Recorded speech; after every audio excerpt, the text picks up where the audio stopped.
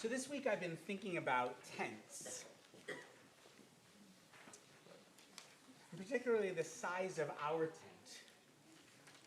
How far one can push the pegs for the tent to remain standing, for it not to collapse, or for the seams not to tear, for everyone to find room within the tent.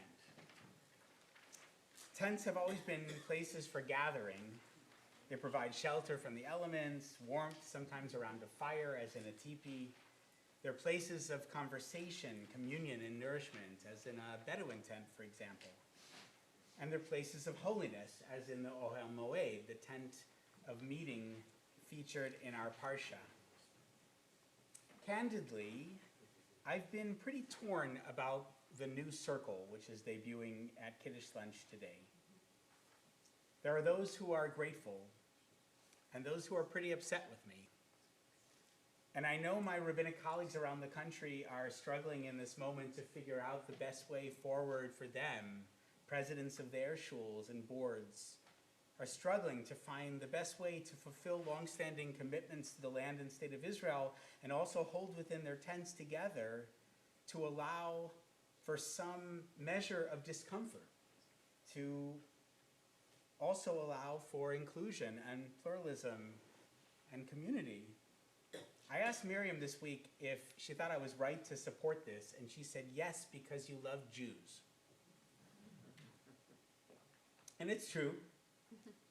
Our people drive me crazy sometimes, but I love Jews. I think you have to.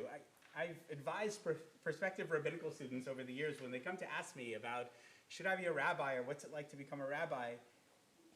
I'll say, to be sure, the rabbinate is attractive to people who love Judaism. But if you don't also love Jews, don't be a rabbi. I also happen to have a great deal of respect for the specific people who asked for the Israel-Palestine Circle to be formed. Their credibility and integrity made an impression on our board, our staff, our clergy, and those of us charged with coming to a decision on this particular matter. To be a big tent isn't to stand for everything, of course. It's to create shelter for everyone, or at least anyone who, understanding and appreciating its mission, culture, norms, sees themselves as members of the tented community and contributes meaningfully to that community. In fact, the title of our Parsha, Terumah, means contribution. Daber el b'nei Yisrael vayikhu li Terumah, me'et kol ish asher yidvena libo, tikhu et terumati. Tell the people Israel, the Israelite people, to bring me gifts. You shall accept gifts from me, from every person whose heart so moves them. But the Midrash explains that the Mishkan was not simply a portable place of holiness, but an analog for the creative enterprise. In our Parsha we read, hang the curtain under the clasps and carry the Ark of the Pact there behind the curtain. And then it says, V'hiv dila haparochat lachem ben hakodesh uven kodesh kodeshim.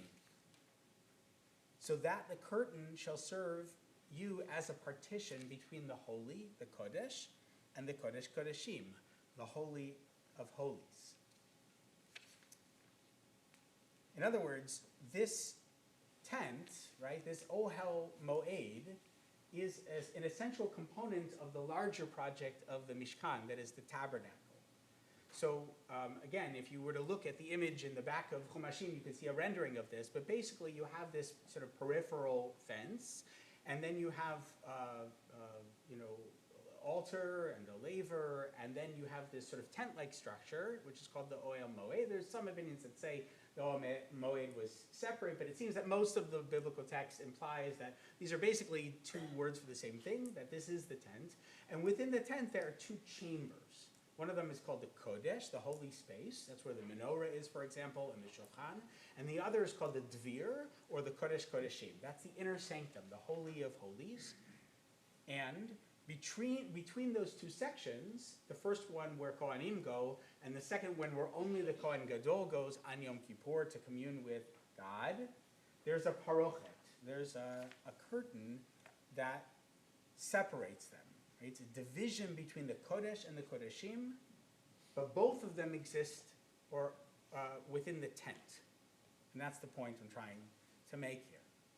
So I want to read with you this midrash, because I realize what we're trying to do here at Beth Am in this very fraught moment is to hold space between the holy and the Holy of Holies, which is to say, so much of the world right now, of our discourse, of our interactions in every way, is about drawing lines between holy and profane. Right? What's acceptable? What's disqualifying? And while I believe there is language and behavior that ought to be disqualifying, I'd rather strive to find space within the tent. So if you would, it's a long text, so I'm going to move us through it relatively quickly. But this text from Bamidbar Rabbah articulates the relationship between the construction of the Mishkan and the creation of the world. You may have heard that there's a connection between the two. We hear about this a lot when it comes to Shabbat rules, that there are how many melachot, how many prohibitions? There are 39 melachot, and those 39 melachot are the specific behaviors that are described in the construction of the Mishkan. Some of them are obvious, some of them may be a little less obvious when you read the text, but that's the basic idea. This midrash is not going to go through the 39 melachot, but what it's going to do is connect for us the elements of the Mishkan with the description of the creation of the world. Okay? Another approach, Davar Acher. Et HaMishkan shehu shakul keneged ha'olam shekarui ohel, keshem shemishkan karui ohel. So there's another approach. On the day that Moses finished setting up the tabernacle, this comes from Numbers, which is where this midrash is based, but you'll see that there'll be verses from our parsha in here as well. Okay? And notice the language, finished setting up the Mishkan. So this was balanced against the world, which is called a tent, since the Mishkan is called a tent. Okay? The world is a tent, the tabernacle is a tent. How? Ketzad. It is written, Bereshit bara Elohim, in the beginning of God's creating, in Genesis chapter 1, verse 1, and it's also written, you spread the heavens like a tent cloth, from Psalms, and about the Mishkan it's written, you shall then make clothes of goat's hair for a tent over the tabernacle. So you get the move. We're kind of going from the first one, which is God created the world. How did God create the world? Tehillim comes and says, God does it by spreading out the heavens like a tent cloth. And then in Exodus 26 it says, and also the Mishkan was a tent. Okay? A tent and a tent. Now we're going to go through day by day the days of creation. Basheni, on the second day, let there be an expanse that it may separate. And it's written about the Mishkan, so that the curtain shall serve you as a partition. Now this is our verse, the one I was referring to before, the parochet between the Kodesh and the Kodesh Kodeshim. And I want to just suggest to you that there's something kind of radical going on here. Because sure, the parochet separates between the holy and the Holy of Holies. But here, what's created on the second day? Actually, nothing is created on the second day. Space is created on the second day. And how is it created? By taking the waters and dividing the waters into the upper and the lower waters, right? Land comes next. That's not just yet. But we have the upper waters, we have the lower waters, which is to say that the atmosphere, the very place in which humanity exists, all of that is part of this sacred enterprise, right? We are like the parochet between the upper and the lower waters, between the holy and the Holy of Holies. Okay? Imagine if we actually took that to heart and acted that way, as if we lived in sacred space, as if the entire created universe in which we can breathe is actually a place of holiness. Third day. Let the water below the sky be gathered. And about the Mishkan, make a laver of copper and stand for copper for washing. So now we have the gathering together of the waters into the laver for washing, and we have the gathering together the water so that the land can be revealed in the moment of creation. Regarding the fourth day, let there be lights in the expanse of the sky. And with regard to the Mishkan, you shall make a menorah, a lampstand of pure gold. There's light and there's light. The fifth day, and birds that fly above the earth. This is fascinating. Right? How do we get birds into the Mishkan? And about the Mishkan, the kruvim, the cherubim, shall have their wings spread out. Birds in the sky, birds in the inner sanctum. On the sixth day, humanity was created. And regarding the Mishkan, you shall bring forward your brother Aaron. Now, another, I think, kind of radical claim here.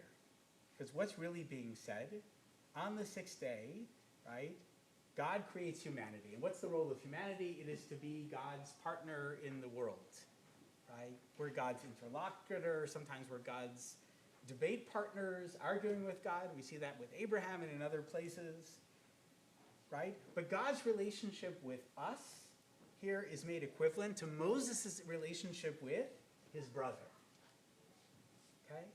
In other words, that human beings' relationship with one another is on par with God's relationship with humanity, and more than that, that relationships between us and each other is about mishpacha. It's about family. That's what it is on the sixth day, to draw a connection between the created universe and the holiness of the Mishkan. Moses is the prophet, Aaron is the priest. They'll collaborate to bring about holiness in the world. Regarding the seventh day, it is written, the heaven and the earth were finished, and about the Mishkan, thus was completed all the work of the tabernacle of the tent of meeting. Right? I've made the case before that we should talk less about tikkun olam, fixing the world, because I think brokenness and repair is actually a problematic paradigm for describing people and cities and things like that. But actually the more authentic way to do it is to talk about tachlit haolam, the completion of the world. Why? Because the language here, vayechulu, is the same language in the Mishkan as in the creative process, the completion of the world.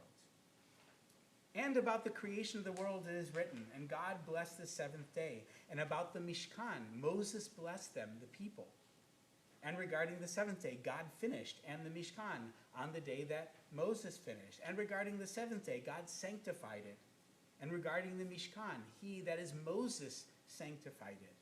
And this, to punctuate the whole text, is what we mean when we say in Bamidbar chapter 7, on the day that Moses finished setting up the tabernacle. So, our Parsha and the description of the Mishkan is about creating sacred space.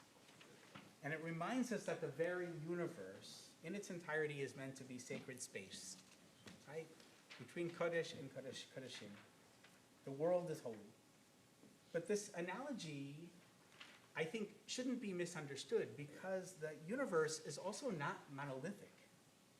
Diversification, innovation are at the core of creativity. God's first act of creation, Moses and our ancestors, construction of the Mishkan, and every act of creation before or since. The person who's engaged to actually oversee the building project of the Mishkan is a guy named Bitzalel, right? That's actually the name of the art school in Jerusalem. Why did they name it Bitzalel? Because Bitzalel was someone who he wasn't just following orders, right? He had chokhmah and bina and dad, tuvuna and dat, right? He brought his own kind of certain intuitions, and he was therefore able to create something majestic out of the raw materials that were gathered together in our parsha. Right? Creation is not just like tab A into slot B.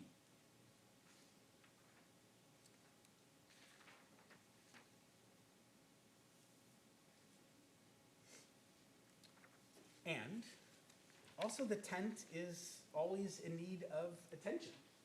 Creation is also about maintenance. Sometimes it needs repair. Sometimes we need to push the tent pegs out a little further. Sometimes we need to actually push them a little closer together. I think actually we're doing both right now, which is hard, really, really hard. But there's one more thing I want to say about tents as we wrap up here, because truth be told, our people never lived within one tent. That's actually not how it was. The Ohel Moed, the tent of meeting, was a portal to the infinite. We were in the time of the Exodus, as we are now, a tent city. an encampment. And there's a midrash, actually, also from the book of Numbers, about Bilam ben Beor. You remember this guy? This is Parashat Balak, the one with the talking donkey. And without going through the whole story now, this guy Bilam, who's called by the rabbis Bilam Harasha, Bilam the wicked one, he is hired by this guy Balak to curse the Jewish people, right, the Israelites. And he goes to curse them, but when he opens his mouth, what comes out? Among other things, Ma tovu alecha Yaakov, mishkanotecha Yisrael. How goodly are your tents, O Jacob, your dwelling places, O Israel. Right? So the rabbis ask in an interesting midrash, right? Is it simply that God, again, creation, is it just what God tells us to do, or do we have some part in it? Is it just that Bilam opens his mouth and out comes these words of blessing when he meant to say words of curse? Or was there something that he saw, right? He thought he was going to see one thing, and he actually gets to the encampment, and he sees something else. And the rabbis say, actually, he sees something else, and what does he see? That the encampment of the Israelites was designed in a particular way, that each of the entrances to the tents didn't face one another. They were not opposite one another, so as to preserve the privacy of those dwelling within the tents. You get it? So basically what we're saying here is that the Israelite encampment, the community of all of these different tents, right? Thousands of them, presumably, if there's millions, right? 600,000 men, women, children, like 1.2 million people, whether that's accurate or historically or not, isn't important right now. Of course it is. But what's important is that they designed their camp in a way as to preserve dignity and privacy, right? The space between each of the tents was like the space between the holy and the holy, or the holy and the holy of holies. And that was intentional, and it's that Bilam notices when he looks at the encampment, and he has no choice but to say, Ma tovu alecha Yaakov. These are beautiful tents. These tents make sense to me. This is the kind of society that I can't possibly curse. I have to bless it. It's not really about getting everyone into the same tent. It's really about our shared expectations of the campsite, about our many shared values and our many shared goals. The promised land may look different for some of you than it does for me, but I will fight to the best of my ability to keep us moving forward together. That's the best I can do as a Rav. All I ask is that we keep listening to each other within our tents, between and among our tents, and in all the holy spaces between, as if we're listening to each other through a curtain between the holy and the holy.